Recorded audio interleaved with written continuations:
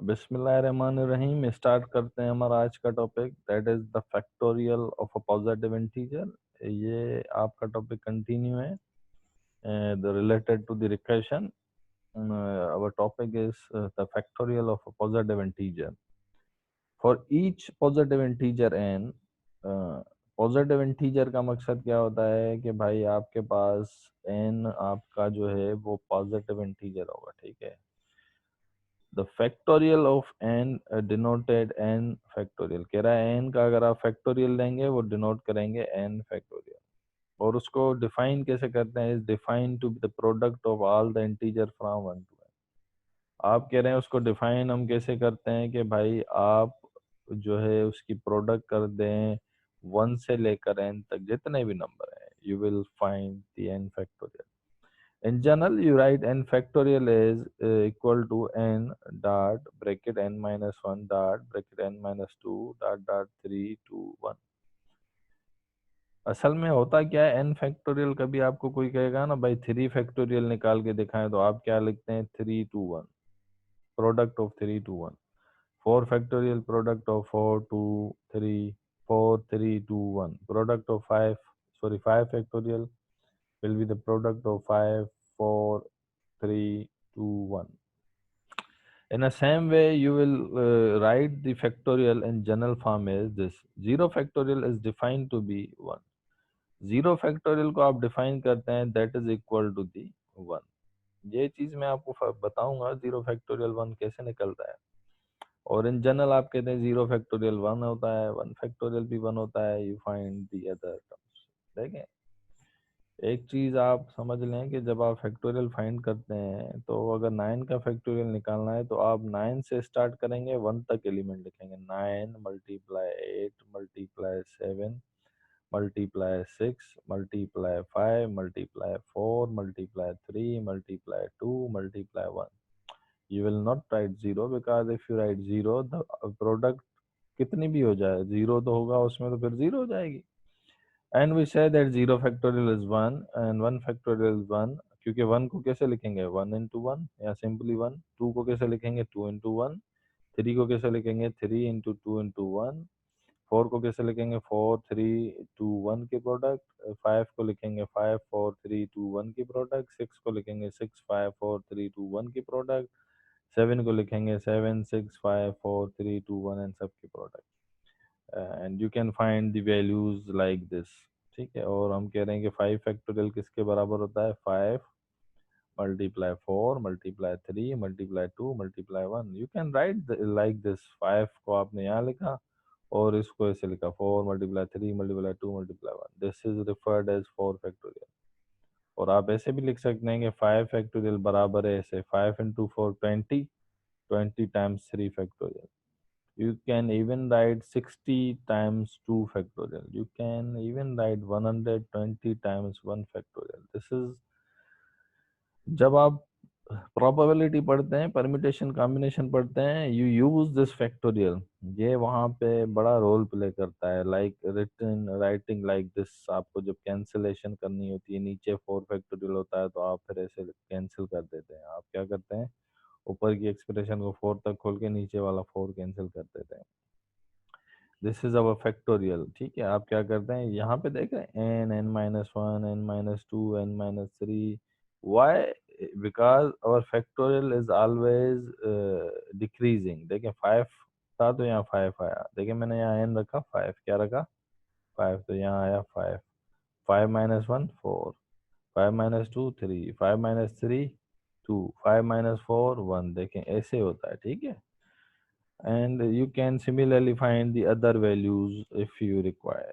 okay, in general हम कहते हैं कि n फैक्टोरियल बराबर होता है equal to n bracket n minus 1 factorial. जो आप इसको लिख रहे हैं this is n factorial, this is your n, this is n minus 1 factorial. आप इससे आपने एक फार्मूला बनाया दिस वन। ओके, ऊपर जो लिखा हुआ है इन जनरल देखें। अगर मैं कहूँ n 5 है, क्या है 5 इक्वल टू n, तो यहाँ n लिखेंगे ना, दिस इज n। और यहाँ पे n की जगह 5। और अब मैं 4 को कैसे लिखूँ, मैं लिखूंगा n माइनस 1 फैक्टोरियल। देखिए n minus 1 factorial for each positive integer n। अब आप यहाँ से जीरो फैक्टोरियल निकाल सकते हैं। If you substitute here n equal to one, तो वन से वन कैंसिल हो गया, sorry one minus one zero factorial, और यहाँ पे वन, यहाँ पे वन, वन फैक्टोरियल किसके बराबर है, वन के, और ये वन यहाँ डिवाइड करेगा, one upon one is one, और जीरो फैक्टोरियल आ गया one. Likewise you can find the fact N factorial, अगर वन है तो यहाँ वन रखें, यहाँ वन रखें, one minus one zero, zero factorial is one, one into one one, one factorial one, two है तो टू रखें, यहाँ पे टू होगा, यहाँ पे one, two into one factorial that will be two, three है तो थ्री रखें, थ्री माइनस वन टू, आप easily you can find out the any factorial, 10 11 15 16। कह रहा है ये तो हमने जनरल लिखा भाई, फैक्टोरियल क्या होता है, generally we have write in general factorial ये होता है। Our aim is to write the factorial function define recursively in terms of recursion. आप फैक्टोरियल फंक्शन को कैसे लिखेंगे, ठीक है, आप जाहिर सी बात है इसको भी तो लिख सकते हैं ना रिकर्सिव टाइप में, कि फैक्टोरियल फंक्शन को आप कैसे लिखेंगे। Let's take an overview of that one. We can define the factorial function f of n equal to n factorial। हम कहते हैं कि f of n बराबर है n फैक्टोरियल के, ठीक है। हमने कहा कि भाई रिकर्सिव जो रिकर्शन डिफाइन करनी है उसमें हमने जनरली कहा कि f of n बराबर है n factorial recursively by specifying the initial value.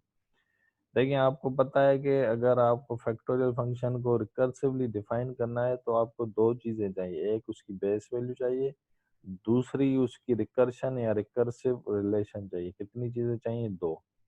अब ये हम दोनों बनाने की कोशिश करेंगे by specifying the initial value of the function namely F of zero equal to one. हमने कहा कि भाई हम क्या करते हैं, बेस वैल्यू डिफाइन करते हैं। हमने कहा कि उसकी बेस वैल्यू क्या है, F of zero equal to one, क्योंकि हमें at the value of zero we need the function, और वो हम क्या कर देते हैं, वन। जब वो हमारे पास डिफाइन हो जाता है ना, फिर हम सारी वैल्यू निकाल लेते हैं। क्योंकि देखिए अगर मुझे वन फैक्टोरियल चाहिए, यहाँ पे देखें वन, तो मुझे जीरो चाहिए ना, जीरो कहाँ से आएगा, जीरो हमें गिवन होगा तभी तो यूज करेंगे। तो हम तभी कह रहे हैं कि F of zero equal to one है, ये हमारे पास क्या है, base value, and giving a rule for finding. और फिर हम क्या करते हैं, इससे आगे के लिए रूल बना देते हैं। रूल क्या बनाते हैं, देखिए एन फैक्टोरियल किसके बराबर है, एफ एन के। एन फैक्टोरियल एफ एन के बराबर है, तो यहाँ पे एफ एन आ जाएगा, क्योंकि इन जनरल मैंने कहा ये एन तो एन ही रहेगा।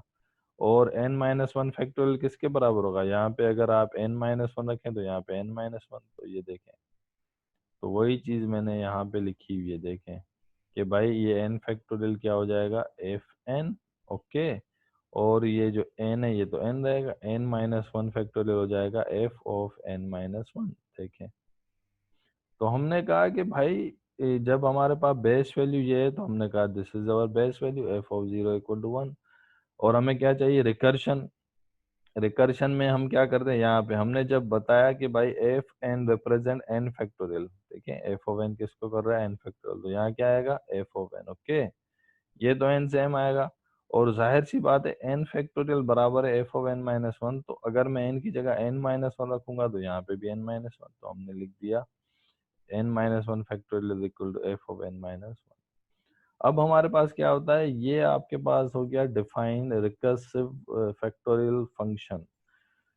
और आप इसमें वैल्यूज पुट करके चेक कर सकते हैं। देखें, अगर मुझे वन की वैल्यू चाहिए, किसकी, वन की, तो मैं इनकी जगह वन रखूंगा, यहाँ पर भी वन रखूंगा, यहाँ पर भी one, one minus one zero. देखें एफ जीरो में चाहिए, वो गिवन है, you can calculate by using this cursive relation. Once again मैं रिपीट करूं, अगर मुझे एन वन की वैल्यू चाहिए तो मैं एन यहाँ वन पुट करूंगा, यहाँ पे भी एन वन, यहाँ पर भी n minus one minus one zero. F of zero किसके बराबर हो जाएगा, एफ ऑफ जीरो आपके पास गिवन है, that is one, one into one, one आ गया। अगर मुझे टू निकालना है तो एन की जगह मैंने टू रखा, यहाँ पर भी टू, यहाँ पर भी two, two minus one, one, f one. फिर आप क्या करते हैं, बेस वैल्यू कह देते हैं कि एफ वन है, एफ वन की वैल्यू अभी निकाल के हैं, one, two into one, three निकालना है तो भाई थ्री के लिए टू चाहिए, टू आप प्रीवियसली निकाल चुके थे, क्योंकि प्रेसिडिंग टर्म्स चाहिए होती है ना for finding the recursive defined function. We require sometime one value of preceding और sometime two values क्योंकि रिकर्सिव रिलेशन में अगर एक वैल्यू यूज हो रही है तो हमें फिर प्रेसिडिंग एक वैल्यू चाहिए, दो चाहिए तो फिर दो हमारी रिलेशन में यूज होंगी। यहाँ एक है, ठीक है, 3 चाहिए तो फिर समटाइम 3 यूज होते हैं। This is the factorial function defined recursively. कह रहा है कि let s be the function, ठीक है, सवाल है, such that s of n is the sum of first n positive integer. कह रहा है एक जो है एस एक फंक्शन है और एस ऑफ एन क्या है, वो sum of first n positive integer है, नॉट प्रोडक्ट। ये याद रखें, क्या है, सम है, किसका सम है, फर्स्ट एन पॉजिटिव इंटीजर का, this is the sum. Okay, ठीक है। Give a recursive define definition of s n. कह रहा है कि आप इसकी डेफिनेशन बताएं, एस एन को आप कैसे रिकर्सिवली डिफाइन करेंगे, कैसे उसकी डेफिनेशन बताएं। ठीक है, चलें भाई। हमने कहा the initial value of this function में be specified as s of 0 equal to 0। ठीक है, हमने कहा कि भाई अगर हमें सम चाहिए, क्या चाहिए, सम। अभी पीछे हमने फैक्टोरियल वाला क्या कहा था, प्रोडक्ट है, नॉट वॉज द सम। ये आप लोग जो पढ़ के आए हैं पीछे देखें, ये प्रोडक्ट है, दिस इज नॉट अ सम। अगर मुझे सम करना है तो मैं यहाँ सम लिखूंगा, क्या लिखूंगा, सम। प्रोडक्ट की जगह मैं प्लस कर दूंगा ना तो सम हो जाएगा। तो हम क्या करते हैं, देखें, यही जो रिलेशन हमने प्रीवियस लिखी, हमने कहा उसको सम कर दें, प्लस प्लस, देखें ये आ गई, प्लस प्लस प्लस। तो ये आपके पास क्या आ गया, सम ऑफ एन, जो भी एन है that is n plus n minus one, जो प्रीवियस टर्म डिफाइन करी थी हमने कह दिया सम। अगर ये सम है तो हमें क्या करना है कि भाई इसको दो हिस्सों में बनाना है, एक हमें बेस वैल्यू चाहिए, एक हमें क्या चाहिए, रिकर्सिव रिलेशन या रिकर्शन। उसके लिए हम क्या करते हैं, इस हिस्से को आप ब्रैकेट में लगे, सेकंड वाले को, because it can be define recursively, क्योंकि एक प्रेसिडिंग वैल्यू भी तो चाहिए ना, उसको कहाँ से लाएंगे। ठीक है, देखें, हमने कहा इसको हम स्टार्ट करते हैं एन माइनस वन। ऐसे नहीं कि s of n, s of n equal to s of n तो नहीं होगा ना, क्योंकि हमें पीछे की जो टर्म हमने बेस वैल्यू अभी कहा कि भाई सपोज करें कि बेस वैल्यू जो है आपकी सम ऑफ 0 इक्वल टू 0। देखें सम का मकसद क्या है, इन इजी में आपको बताऊं कि सम का मकसद है, अगर आपने दो टर्म्स उठाई उसका सम क्या होगा, 3 हो जाएगा। 3 टर्म्स उठाई तो 1 plus 2, like this, this is the sum. एक एग्जांपल मैंने आपको दिया ना, सम में क्या होता है, जैसे अभी आप प्रोडक्ट कर रहे थे तो भाई आपने कहा कि 3 फैक्टोरियल, 3 फैक्टोरियल का मकसद है 3 नंबर की प्रोडक्ट थी, यहाँ पे क्या है, सम। यहाँ पे sum of 3 number, sum of 3 number, तो मकसद बीच में क्या आएगा, प्लस आएगा, that is why we referred is plus. और वंस अगेन अगर आपको रिकर्सिव रिलेशन डिफाइन करनी है तो उसके लिए प्रेसिडिंग वैल्यू होना जरूरी है।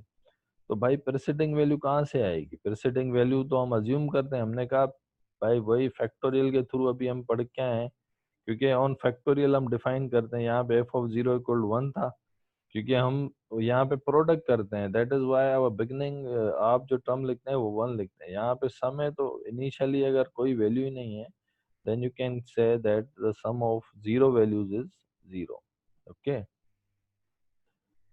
sum of zero values is 0, and you break that function, that sequence या सीरीज, ये लाइक सीरीज है, क्योंकि प्लस करते हैं तो आपने क्या किया, इसको ब्रेक किया, आपने कहा एक हिस्सा n को दे देते हैं, एक एस एन माइनस वन। मैं वन सेकेंड रिपीट करूं, आप ऐसे तो नहीं लिखेंगे s of n equal to s of n. हमें एक रिकर्सिव रिलेशन डिफाइन करनी है जिसमें हमने कहा कि ये प्रीवियस वैल्यू है वो भी है, तो हमने क्या कहा, अब इसको कह दिया s of N minus one, क्योंकि अगर एस ऑफ एन इसके बराबर है तो मैं एन माइनस वन रखूंगा तो यहाँ पे एन माइनस वन होगा, या एन माइनस टू होगा, या एन माइनस थ्री, तो वही चीज तो आ रही है, n minus one, N minus two, up to.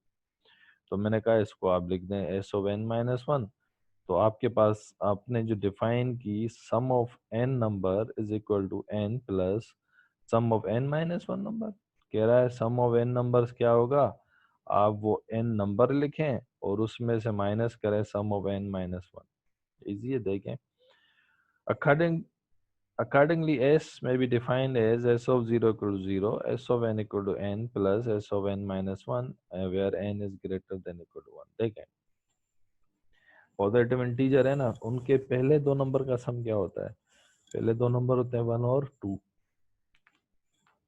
1 और 2 तो क्या हो जाएगा 3, वी नीड 3 हियर। ओके, हमें अब चेक करना है क्या 3 आ रहा है। मैंने कहा 2 पुट करें, सम ऑफ 2 नंबर, यहाँ मैंने क्या रखा 2, क्या रखा 2, तो यहाँ पे क्या आएगा 2 प्लस यहाँ क्या आएगा SO1, SO1 तो है नहीं, इसका मकसद है मुझे सम ऑफ 2 नंबर निकालने के लिए पहले जरूरी है कि सम ऑफ एक नंबर, सम ऑफ 1 नंबर क्या होगा जो एक है, तो मैं n की जगह 1 रखूंगा, यहाँ पे भी 1 plus 1 minus 1, sum of zero is zero, 1 plus zero is 1, इसका मकसद है sum of 1 is 1।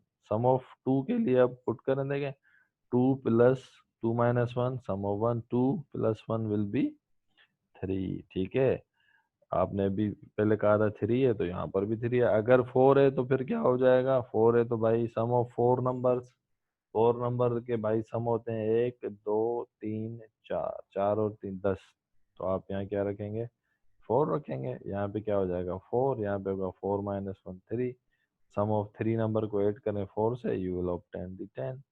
This is how we have defined our effect sum of n। ठीक है, n पॉजिटिव इंटीजर को आप ऐसे लिख सकते हैं इन terms of recursive defined functions. ठीक है, और यहाँ पे आप कह सकते हैं सम ऑफ n फैक्टोरियल। ठीक है, n हम इन टर्म्स ऑफ फैक्टोरियल की मदद से हमने निकाला है। ठीक है, this is very interesting example, we will do this example, और इस एग्जांपल में आपको और काफ़ी चीज़ें क्लियर होंगी। सम टाइम आपके पास फंक्शन पीस वाइज होता है, 2 हिस्सों में टूटा होता है, 3 हिस्सों में टूटा होता है, this is in terms of 2 हिस्सों में। कह रहा है जब आपका ए बी से छोटा है तो 0 होगा, जब आपका बी ए से छोटा है या बराबर है तो आप ये वाली जो आपके पास रिलेशन है इसको यूज करेंगे। Let's take an overview of question. कह रहा है let a and b denote positive integer, कह रहा है ए और बी क्या है पॉजिटिव इंटीजर को डिनोट कर रहे हैं। कह रहा है suppose a function Q is defined recursively, कह रहा है हम सपोज करते हैं एक फंक्शन है क्यू जिसको हम रिकर्सिवली डिफाइन करते हैं ऐसे। कह रहा है find recursively as follows, this is your question. ठीक है, हमने इसको ऐसे एक्सप्लेन किया है, this should be written here. ठीक है, ये यहाँ पर आएगा इधर, क्योंकि ये हमें डिफाइंड एज फॉलोज हमने ऐसे उसको डिफाइन किया। You should write this function here. Okay, then the part is क्या है, मैं इसको थोड़ा पढ़ दूं। क्यू ऑफ ए कमा बी इक्वल टू, कह रहा है जीरो कब होगा जब आपका ए लेस देन बी। अगर यहाँ 4 है यहाँ 3 है तो ये जीरो नहीं होगा, अगर ए 3 है बी 4 है तो जीरो होगा, क्योंकि a less than b, this is a this is b. अगर ए आपके पास 2 है बी आपके पास 4 है तो जीरो हो जाएगा। अगर ए आपके पास 4 है बी आपके पास 3 है, then it will not be the zero. Okay, कह रहा है find the value of q 2 comma 3 and q 14 comma 3। कह रहा what does this function do, find q 3 3 5 5 comma 7। कह रहा है फंक्शन क्या कर रहा है, आप इसको देख के क्या बता सकते हैं ये क्या कर रहा है। ऐसे नहीं होता है कि कोई बंदा गाड़ी, थोड़ी आप लोग सड़कों में देखते हैं, रोड्स पे देखते हैं अजीब तरीके से चलाता है, और आप देखते हैं कि इसका आप कहते हैं अंदाजा होता है कि आप कहते हैं ये भाई एक्सीडेंट करेगा। जैसे कोई स्टूडेंट अच्छा पढ़ते हैं आप कहते हैं कि ये स्कोर करेगा। लाइक द बिहेवियर, हमें इस फंक्शन का उसी तरीके से बिहेवियर देखना है और बताना है कि ये करना क्या चाह रहा है।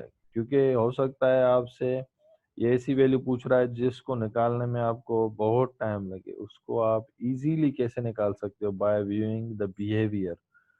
जैसे कहते हैं ना भाई कि कुछ ऐसे शागिर्द होते हैं पढ़ते नहीं है, फाइनल के बाद भी फिर सप्लियां देते रहते हैं। कुछ स्टूडेंट अच्छे होते हैं पढ़ के अपनी डिग्री लेके जाते हैं, this is what it's a behaviour. कुछ लोग उनका बिहेवियर देख के, मतलब बिहेवियर उनका वे देख के towards the classes towards the classroom फिर डिसाइड कर पाते हैं कि ये इसका ये चीज हो सकती है। Like we have to find the same way to find out the behavior of this function and analyze what can be achieved using q of 3 3 5 5 7. Let's take an example. Let's take an solution, sorry। सबसे पहले आप देखें यहाँ पे जो आपके पास 2 और 3 है, यहाँ पर ये a है। What is this, this is a, this is b। अब इसमें दो पीस वाइज है, अगर ये आपको जीरो यूज करना है जिसपे आपका क्यू ऑफ ए कमा बी जीरो है तो ए छोटा होना चाहिए बी से। देखें ए लेस देन बी है, without solving you will say that q of 2 comma 3 equal to 0 since 2 is less than 3, और जब 2 लेस देन 3 है तो आपका जो q of a comma b की वैल्यू है this will be 0. Okay, another thing in this case your a is greater than b. a greater than b का मकसद पता है? ऐसे कहते हैं ना, घर में भाई दो भाई हैं, हामिद बड़ा है, फॉर एग्जाम्पल हामिद है शबीर है, हामिद बड़ा है शबीर से, यहाँ पर आप कहते हैं शबीर छोटा है हामिद हामिद से, एक ही बात है ना, कोई फर्क तो नहीं है. In this case a is less than b, sorry a is greater then b. a क्या है? b से बड़ा है. यहाँ आप कहते हैं b a से छोटा है, तो यहाँ पर यही तो है, b a से छोटा है. b a से छोटा है या a b से बड़ा है. So now for finding the value of q 14 comma 3 you will use this as your recursive define function, और q of a comma b equal to q of a minus b comma b plus 1. देखें हमने लिखा है भाई 14 के लिए, तो यहाँ पे देखें आप, अगर 14 क्या है आपके पास, a 14 माइनस 3 क्योंकि b 3 है तो क्या हो जाएगा 11, और b क्या हो गया 3 प्लस 1 सेम है, तो आपने उसको रिड्यूस किया. दोबारा आप क्या करेंगे, इसी में सब्स्टिट्यूट करेंगे, तो 11 माइनस 3 8, ये 3 सेम प्लस 1, ये प्लस पहले वाला क्योंकि इसमें पुट कर रहे हैं ना. ओके, तो ये भाई 1 प्लस 1 2 हो गया. फिर 8 को आपने रिड्यूस किया, 8 माइनस 3 5, 3 प्लस 1 इसमें पुट कर रहे हैं दोबारा, this is you have obtained. फिर आपने क्या किया, ये 2 प्लस 1 3 हो गया, फिर दोबारा 5 3 इसमें पुट किया, तो 5 माइनस 3 2 कामा 3 प्लस 1. ओके, तो क्या हो जाएगा, दिस इज 2 कामा 3 इज 0 क्योंकि यहाँ आके पहुंचा है ना, प्लस 1 3 प्लस 1 4, जिसको मैंने यहाँ लिखा है देखिए क्यू ऑफ 2 कामा 3 3 प्लस 1 4, और 2 कामा 3 की वैल्यू क्या है 0, तो 0 प्लस 4 इज 0. ठीक है, 0 plus 4 is 4, this is your 4. Okay, यहाँ पे आपके पास रिजल्ट क्या है, योर रिजल्ट इज 4. थोड़ा सा ये यहाँ पे नीचे है, यू कैन, ठीक है, आपके पास क्या आ जाएगा 4. यहाँ से आपके पास, मैं आपको थोड़ा सा दिखा देता हूँ, दिस इज 4. ओके ओके, देखें 4 है. उसके बाद फर्दर मूव करते हैं towards the other part, that is what does this function do. Function आखिर कर क्या रहा है, और आप बताएं कि इसकी वैल्यू क्या होगी, q ऑफ 3 3 5 5 कामा 7. ओके, हमने वो वापस जो आपके पास डिफाइन फंक्शन था वो लिखा, और हमने कहा कि each time b is subtracted from a the value of q is increase by 1. हम कह रहे हैं जब b को आप सब्ट्रैक्ट कर रहे हैं a से, क्या कर रहे हैं, आप कह रहे हैं b is subtracted from a. देखें प्रीवियस आपने कहा ना b is subtracted from a minus b 11 minus 3, तो क्या हो रहा है, आपका जो ऑप्टेन रिकर्सिव रिलेशन आ रहा है उसमें एक ऐड हो रहा है, इंक्रीज हो रहा है ना, वही तो कह रहा है इंक्रीज बाय 1. देखें क्या कह रहा है, q इज इंक्रीज्ड बाय 1. कह रहा है hence a comma b finds the integer quotient when a is divided by b. कह रहा है इजी है, आप a को b से डिवाइड कर दें, और जो उसका कोफिशिएंट इंटीजर में है, नॉट इन डेसिमल, इंटीजर में है. देखें 14 और 3 था ना, आप क्या करें 3 14 अपान 3 लिखें, क्या लिखें 14 अपान 3. इंटीजर कोफिशिएंट पढ़ने के लिए आप टेबल पढ़ें, 3 1 जा 3, 3 2 जा 6, 3 3 जा 9, 3 4 जा 12, 3 5 जा 15, 5 पे बढ़ गया ना, तो आप कहाँ तक जाएंगे, जहाँ तक इंटीजर कोफिशिएंट, मतलब 12 तक. कितनी बार टेबल लगा 12 तक, 4 टाइम, क्योंकि वो कह रहा है इंटीजर है, ऐसे नहीं कि आप कहें कि नहीं 4 टाइम तो लगा फिर 2 बचा पॉइंट दे के 0 दे, नहीं, डेसिमल में नहीं जाना है. हम हमें ये फंक्शन का बिहेवियर बता रहा है कि आप a को b से डिवाइड करें, जो इंटीजर कोफिशिएंट बचे, जो इंटीजर कोफिशिएंट रिजल्ट है, that is your integer quotient जो है वो आपके पास रिजल्ट है. इंटीजर कोशंट का मकसद ये है, not decimal. In the same way 3 3 5 5 will be divided by 7. आप इसको 7 से डिवाइड करें, तो जब 7 से डिवाइड करेंगे तो 33 पे कितनी बार लगेगा 7 का टेबल, 4 दफा. 7 1 जा 7, 7 2 जा 14, 7 3 जा 21, 7 4 जा 28, 4 बार लगा. देखें 5 यहाँ आ गए, कितना होगा 55, 55 को लगाएं टेबल 7 का तो 7 7 जा 49, देखें 7 आ गया 49। कितना बचा 6, यहाँ पे यहाँ 6 65 हो गया। 65 को इंटीजर कोफिशिएंट में लेके जाने के लिए 9 टाइम लगा, दैट इज ये 9 प्लस 2 एक्स्ट्रा है जो लिखना नहीं है, तो आपने कहा इंटीजर जो कोफिशिएंट बचा है दैट इज 479। हमने उसका बिहेवियर देखा और उस बिहेवियर की मदद से बताया कि भाई आपके पास जो रिजल्ट आएगी वो ये आएगी। ठीक है, उसके बाद आपके पास दूसरा आता है फाइबोनाची सीक्वेंस। ठीक है, फाइबोनाची सीक्वेंस भी होती है, नंबर्स भी होते हैं। ये भी बहुत अच्छे नंबर्स हैं। जैसे इनमें क्या होता है कि इनके जो नंबर्स होते हैं ना वो स्टार्ट होते हैं 1 से। कहाँ से? 1 1, फिर आता है 2, फिर आता है लाइक ऐड करते जाते हैं प्रीवियस 1 + 1 2। ठीक है, 2 + 1 3, 3 + 1 प्रीवियस दो टर्म्स आप ऐड करते हैं, you obtain the all other terms. ठीक है, इसके दोबारा मैं रिपीट करूं, फाइबोनाची नंबर्स क्या होते हैं? आप कहते हैं 1 1, ओके, 1 1, फिर आप लिखते हैं 2 क्योंकि 1 + 1 2, ओके, फिर आप लिखते हैं 2 + 1 3, 3 + 2 5। प्रीवियस दो टर्म्स ऐड होती हैं, कितनी? दो टर्म्स। जब आपको पता है दो टर्म्स होती हैं तो आप क्या करते हैं, आप रिकर्सिव जो रिलेशन है, एक होता है बेस। बेस में आपके पास दो वैल्यूज होंगी क्योंकि आपने अभी देखा कि मैंने आपको बताया कि फाइबोनाची सीक्वेंस में प्रीवियस दो टर्म्स यूज होती हैं।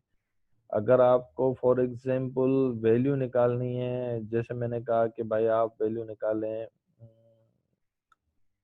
3, तो 3 के लिए आपको दो वैल्यू चाहिए, एक 2 चाहिए, एक 1 चाहिए। अगर मैंने कहा आपको 5 चाहिए, 5 के लिए दो वैल्यू चाहिए previous, like this is what. तो हमने ये देखा कि बेस वैल्यूज में आपके पास कितनी होंगी? दो।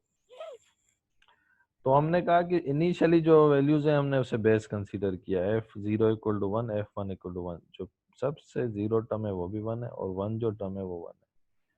तो हमने क्या कर दिया, इसको रिकर्सिव रिलेशन में डिफाइन किया। मैंने कहा अगर k निकालना है तो आप क्या करें, k-1 k-2 को ऐड कर दें। सही है, देखें इजी है। अगर मुझे निकालना है, देखें 0 1 तो आपके पास बेस वैल्यूज है, आप यहाँ 0 और 1 नहीं पुट कर सकते, you will start from 2। k की वैल्यू आपने 2 रखी तो यहाँ क्या हो जाएगा, 2 - 1 1, 2 - 2 0। देखें ये प्रीवियस आ गई, हमने डिफाइन किया ना अभी। You are saying that k is greater than equal to 2। सही है ना, क्योंकि यहाँ पे 2 पुट किया, यहाँ पे 2 - 1 2 - 2। तो जो फाइबोनाची सीक्वेंस है मैं आपको बताऊं वो स्टार्ट कहाँ से होती है, ऐसे होती है 1 1, दो नंबर उसके पहले 1 के होते हैं, फिर आता है 2, क्या आता है 2, क्योंकि 1 + 1 2 होगा ना, दो प्रीवियस टर्म ऐड करेंगे, 1 + 1 2, 1 1 2। अब दो प्रीवियस टर्म कौन सी ऐड होगी, 1 और 2, 1 + 2 3, फिर कौन सी होगी 2 + 3 5, फिर कौन सी होगी 5 + 3 8, लाइक यू विल कंटिन्यू। तो हमने उसी को डिफाइन किया है इन टर्म्स ऑफ जनरल। हमने कहा कि भाई f subscript k equal to fk-1 + fk-2 easy है। अगर आपको 2 निकालना है तो आपको दो वैल्यूज चाहिए, 1 और 0, और 1 और 0 आपने कह दिया 1 1 है। देखें f2 के लिए आपने कहा 1 0, 1 + 1 2। अगर आपको 3 निकालना है तो 3 - 1 2, 3 - 2 1, तो 2 1। देखें, सॉरी 2 1, ओके, देखें 2 1, 2 + 1 3। 4 निकालना है तो क्या हो जाएगा, 3 और 2। देखें 3 और 2 प्रीवियसली आप निकाल चुके हैं। 5 निकालना है तो 4 और 3 निकाल चुके हैं। देखें समझ में आई? देखें अब मैं आपको यहाँ से बता रहा हूँ। देखें f2 किसके बराबर है, 2 के। अगर आपको 3 निकालना है तो प्रीवियस दो टर्म्स चाहिए, प्रीवियस दो टर्म कौन सी है, 2 और 1। ठीक है, अगर आपको 4 निकालना है तो प्रीवियस 2 कौन सी है, 3 और 2 5। 5 निकालना है तो 8 और 6 निकालना है तो 8 और 5। This is how you will calculate the terms of Fibonacci sequence. और आपने डिफाइन की एक रिकर्सिव जो रिलेशन है और उसकी दो बेस वैल्यूज आपने लिखी और आपने कहा कि आप ऐसे फाइंड कर सकते हैं। f6 के लिए आपको क्या चाहिए, for finding f6 you need what, you need to values for finding f6, that is f5 and f4। f5 निकाल चुके हैं, 4 निकाल चुके हैं, 8 और 5 13।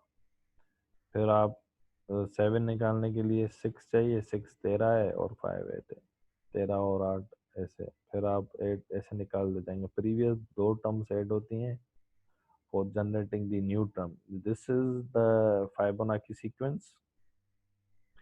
और आप लोगों को आई होप कि फाइबोनाची सीक्वेंस की भी थोड़ी बहुत काफ़ी चीज़ें समझ में आ गई होंगी।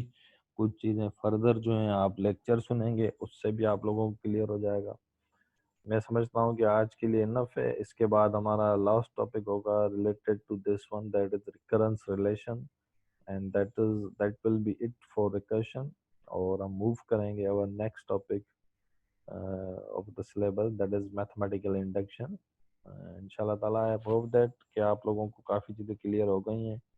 और अगर किसी को सवाल पूछना है related to the today topic, he can ask. Thank you.